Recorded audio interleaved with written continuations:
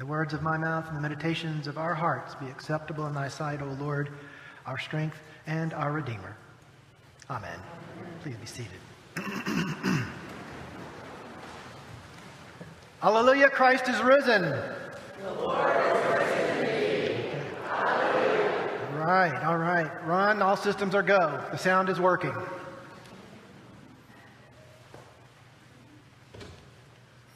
Jesus lighting a charcoal fire on the shore of the sea was not some casual act. It wasn't just breakfast. It was sacrament. It was healing. It was restoration disguised as a morning meal. Jesus wasn't flipping fish. He was flipping the whole story. He was healing a broken Good Friday world with warmth of a fire, with savory food, with complete forgiveness. Now think back a few weeks earlier, though. Another charcoal fire burned and crackled in the courtyard of the high priest. Peter was there. He stood near it, warming himself, not with love, but with fear. And when he was pressed, he said, "Woman, I do not know him. I don't even know what you're talking about." 3 times. 3 denials. 1 rooster. And a silence thick with shame. And now, here we are. Another fire. Another morning. But this time, Jesus is wearing his chef whites and an apron of mercy. We in the Broadfoot family, do we love breakfast over a charcoal fire? Becky and I used to make it the centerpiece of our camping trips. You build the fire when you get there and you keep it going all the time. Morning coffee, noonday lunches, late night s'mores. That fire becomes our hearth. Jesus knew that as well. He met his disciples in their hunger and made grace smell like grilled fish. And by the way, if you've never tried fish, fresh caught trout Oscar with Vienna sausage as the crab substitute, you haven't lived. It'll put tingles down your spine and a little heartburn in your chest, because you're on vacation. But it is a fact that these 2 fires they were the only 2 charcoal fires mentioned in the entire New Testament. They create, in a sense, a bridge between betrayal and grace. These 2 moments in Peter's life, they were kind of like bookends. At the first fire, Peter denies. At the second one, Jesus restores. "Simon, son of John, do you love me?" "Yes, Lord, you know I do." "Feed my lambs." 3 denials were answered by 3 affirmations. But not just forgiveness, restoration, and not just pardon, but purpose. Jesus doesn't hand Peter a guilt trip. He hands him a calling.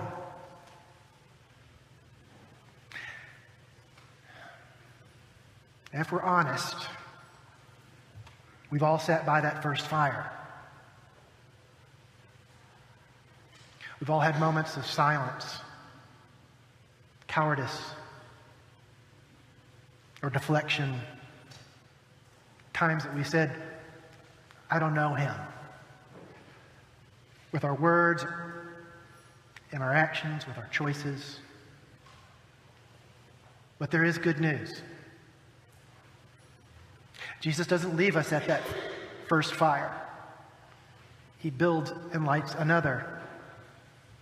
He meets us in the in-between times, between our worst and his best, between the smoke of failure and the aroma of breakfast. And in that space, Jesus is always at work, quietly, patiently, unraveling shame, restoring trust, and he cooks. He breaks bread. And every time Jesus breaks bread, covenants are being fulfilled. Like with Noah's rainbow, like with Abraham's stars, like with Moses' mountaintop experience. All of them converge over grilled tilapia on the seashore. And this isn't just campfire cuisine. This is the new covenant. And it's not written on stone tablets or in the temple scrolls. It's served up in the fish of forgiveness. And the setting isn't a sparkling medieval sanctuary, it's a beach. And that's how Jesus works in our lives too. Hardly ever with pomp and circumstance, and hardly ever with trumpets and lightning bolts, but in the simple moments of daily life, like sitting around telling stories around a fire, around thinking about a simple question, about a time when you enjoy a warm, savory meal with your family.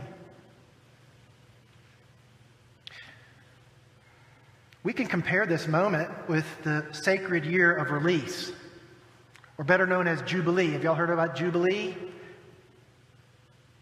It's that ancient idea from the book of Leviticus in the Old Testament where every 50 years, debts are canceled. Boy, could we use that now. Every 50 years, land is returned to the rightful owner. Every 50 years, prisoners are freed. A jubilee is another merciful campfire restoration, isn't it? And coincidentally, beloved, but Pope Francis, God rest his soul, died this year, and this year is a jubilee year. I think that's very appropriate. Pope Francis is quoted as saying, "Mercy is the very face of God." But here's the best part. Jesus doesn't make us wait for 50 years. He offers mercy daily. Restoration is always ready to be delivered, even faster than Amazon Prime. Take that, Jeff Bezos.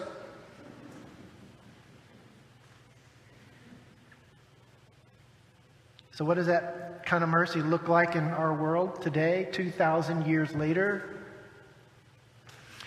Well, all you have to do is look around you. Let me tell you a quick story about a young woman named Yolanda Tinajero. Her brother was one of the 23 victims of the El Paso Walmart shooting. During the sentencing of that shooter, Patrick Crusius, she did something that is hard to even wrap your head around. She spoke to this man who took her brother's life, and she said, "I want you to feel my forgiveness." And then with the judge's blessing, she hugged him She hugged the killer of her brother. That's breakfast on the beach. That's resurrection in real life. That's the gospel with skin on.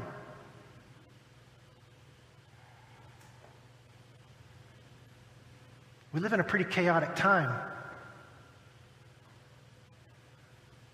We live in a world of scoreboards, but Jesus brings grace. We live in a world of revenge. Jesus brings restoration. We live in a world of denials. Jesus brings second chances, and third, and 70 times 7.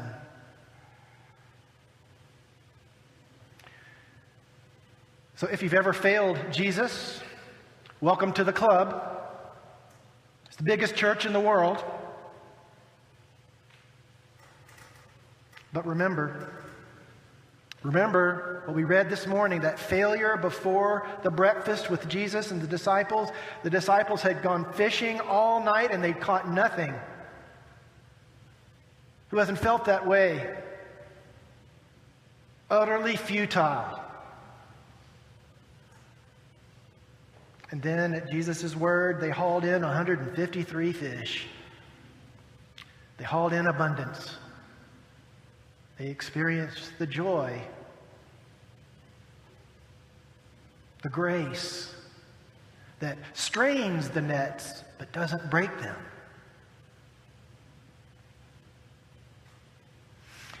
Jesus doesn't just feed us, Jesus fills us with purpose, with peace, with humble power. And he's still asking, do you love me? Feed my sheep. Feed my sheep.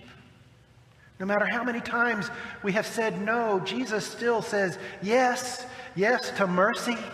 Yes to morning campfires. Yes to calling us back from shame. Yes to making us whole again. So what are we waiting for? What are we waiting for? I say let's set our watches to Jesus' standard time and live like resurrection is the rule, not the exception. Amen.